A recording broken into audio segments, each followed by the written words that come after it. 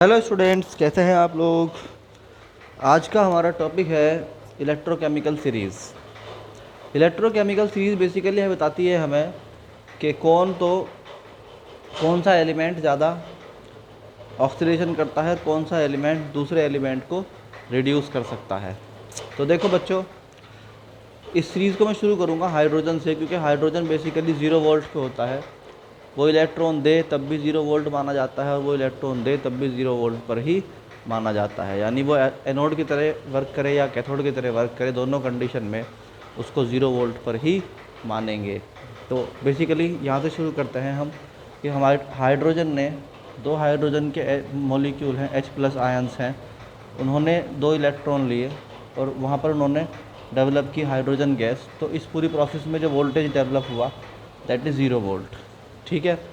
अब ये बताता है कि निकिल जो है, निकिल बेसिकली एक इलेक्ट्रॉन गिवर एलिमेंट है और वो हाइड्रोजन को इलेक्ट्रॉन देगा। यानी अगर उसके सामने उसे लेफ़्ट हैंड साइड में लगाया जाए तो लेफ़्ट हैंड साइड में अगर निकिल को लगाया जाए और राइट हैंड साइड में हाइड्रोजन को लगाया जाए तो वो इलेक्ट्रॉन देगा।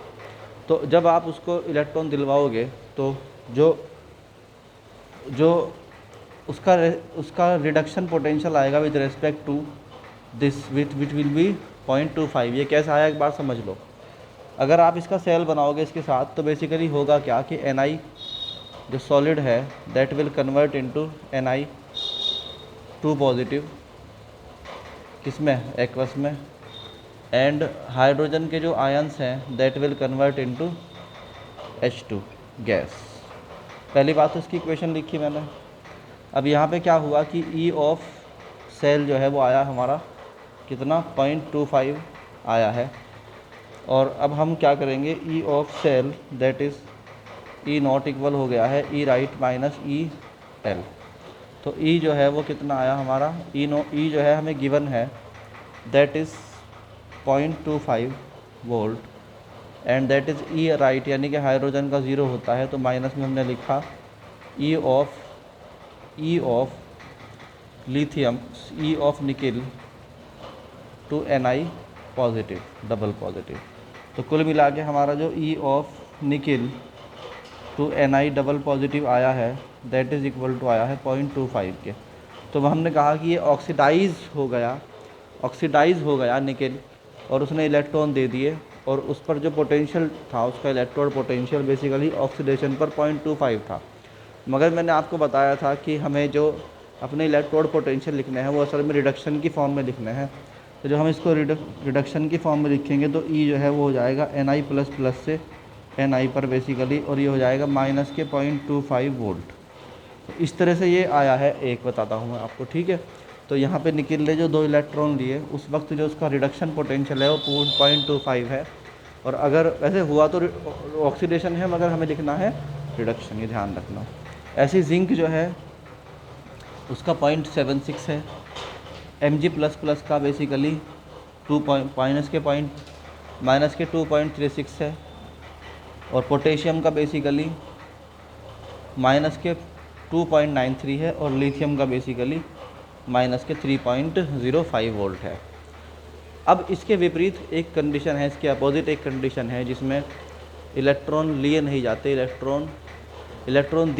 इलेक्ट्रॉन लिए जाते हैं। मतलब अगर आप कॉपर को इसके साथ ऐड करोगे, किसके साथ, अगर आप कॉपर को हाइड्रोजन के साथ लगाओगे तो यहाँ पे क्या होगा,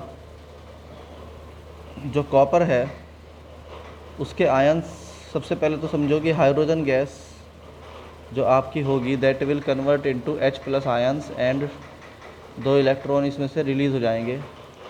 ये जो 2 इलेक्ट्रॉन्स हैं ये Cu को मिलेंगे, Cu++ के आयंस को मिलेंगे और वो बेसिकली Cu में कन्वर्ट होगा। इसका मतलब आप जब रिएक्शन लिखोगे तो आप लिखोगे कि भाई हमारा जो इलेक्ट्रोड पोटेंशियल आया, मान लीजिए वो पहले से ही कितना आया, माइनस के 3 ये आएगा आपका 0.34, या ऐसे लिख लेंगे आप जब E बनाओगे तो E बेसिकली होता है E राइट माइनस के E लेफ़्ट। ठीक है, राइट में कौन है भैया, हाइड्रोजन है, और लेफ़्ट में कौन है, कॉपर वाला सेल लगा हुआ है। तो आप ऐसे भी लिख सकते हो कि यहाँ पर वैल्यू आ गई है 0.34 और यहाँ पर 0 होगी, माइनस के E of Cu++ to Cu, जो कि पहले से ही रिडक्शन है और रिडक्शन ही लिखा गया है। तो EU और E of Cu++ to Cu will be 0.3 volt. ये पॉजिटिव आया है। पॉजिटिव आने का मतलब है कि वो पहले से ही इलेक्ट्रॉन टेकर है फ्रॉम हाइड्रोजन। तो मैंने आपको बताया था नंबर लाइन के अकॉर्डिंग आप हर एलिमेंट का रिडक्शन पोटेंशियल चेक करेंगे विद रिस्पेक्ट टू हाइड्रोजन।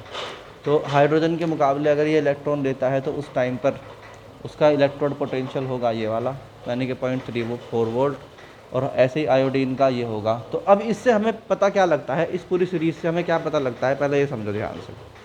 इस पूरी सीरीज़ से हमें पता लगता है कि मान लीजिए आपने पोटेशियम और लिथियम को सामने रख दिया एक दूसरे के, तो कौन किसको इलेक्ट्रॉन देगा आप बताओ। मैं आपसे सवाल पूछता हूँ कि अगर आपने पोटेशियम को लिथियम के सामने रख दिया और दोनों को ऐड कर दिया तो कौन किसको इलेक्ट्रॉन देगा। देखो, जिसका रिडक्शन पोटेंशियल कम होगा वो ज़्यादा रिडक्शन पोटेंशियल वाले को इलेक्ट्रॉन देगा। मतलब यहाँ पर इलेक्ट्रोड पोटेंशियल किसका कम है, यहाँ पर माइनस के 3.05 है। अब निगेटिव में जो वैल्यू बड़ी होती है वो असल में छोटी होती है। तो electrode potential of lithium is less than electrode potential of potassium. So अगर आप लिथियम और पोटेशियम को आपस में कनेक्ट करते हो, अगर आप लिथियम और पोटेशियम को आपस में कनेक्ट करते हो तो लिथियम जो होगा, lithium will give electron to किसको पोटेशियम को, यानी Li will convert into Li plus and electron will release and potassium will take electron. So potassium plus will become taking electron, it will become K. So this is the another kind of equation in which we are seeing that कौन किसको electron देगा, who will give electron to whom। तो इस तरीके से आपको याद हो, जब हमने कभी पहले एक सेल बनाया था जिसमें हमने जिंक को लिया था और कॉपर को लिया था, तो वहाँ जिंक ने कॉपर को इलेक्ट्रॉन दिए थे। उसकी वजह थी कि कॉपर का इलेक्ट्रोड पोटेंशियल, जो रिडक्शन पोटेंशियल है, वो ज़्यादा है इन कंपैरिजन टू जिंक के। तो वी कैन से दैट जिसका इलेक्ट्रोड पोटेंशियल कम होगा वो इलेक्ट्रॉन देगा उसको जिसका इलेक्ट्रोड पोटेंशियल ज़्यादा है। तो जिंक जो है वो इलेक्ट्रॉन देगा किसको, कॉपर को। ऊपर से अगर आप देखोगे तो आयोडीन को कौन कौन इलेक्ट्रॉन दे सकता है, ये सब दे सकते हैं, मगर आयोडीन इन सब को नहीं दे सकता। इस तरह ये सब के सब मिलके कॉपर को दे सकते हैं, मगर इनमें से कोई भी कॉपर से इलेक्ट्रॉन नहीं ले सकता। ऐसे ही हाइड्रोजन इन सब से इलेक्ट्रॉन लेगा, मगर इनमें से कोई भी हाइड्रोजन से इलेक्ट्रॉन नहीं लेगा। ऐसे ही निकिल जो है वो इन सब से इलेक्ट्रॉन ले सकता है, मगर निकिल जो है वो इनमें से किसी को इलेक्ट्रॉन नहीं दे सकता। जिंक मैग्नीशियम और पोटेशियम और लिथियम से इलेक्ट्रॉन ले सकता है, मगर वो इनको इलेक्ट्रॉन जिंक को नहीं दे सकता। Mg, इसी तरह K, इस तरह Li। तो हमारे पास जितने भी एलिमेंट्स हैं पूरे यूनिवर्स में, उनमें सबसे ज़्यादा इलेक्ट्रॉन देने की टेंडेंसी अगर किसी में है तो वो लिथियम में है। यानी जिसकी वैल्यू सबसे कम है उसके पास सबसे ज़्यादा टेंडेंसी है इलेक्ट्रॉन देने की। तो इलेक्ट्रॉन सबसे ज़्यादा टेंडेंसी कौन रखता है देने की, वो है लिथियम, फिर पोटेशियम, फिर मैग्नीशियम, फिर जिंक, फिर नहीं, इस तरीके से। अब ये तो मैंने थोड़े से एलिमेंट लिए थे ताकि आपको समझाया जा सके। अगर आपके पास कोई भी बुक है, NCERT है या कोई भी बुक है, तो उसके अंदर आपको कंप्लीट इलेक्ट्रोकेमिकल सीरीज़ मिलेगी। उसे अच्छी तरीके से देखिए, अपनी कॉपी पर नोट कर लीजिए, और नहीं तो मैं ग्रुप में, व्हाट्सएप ग्रुप में डाल दूंगा अभी थोड़ी देर बाद, और वहाँ से आप ले सकते हैं पूरी इलेक्ट्रोकेमिकल सीरीज़। तो बच्चों, ये इलेक्ट्रोकेमिकल सीरीज़ थी, होप आपको समझ में आएगी। Thank you.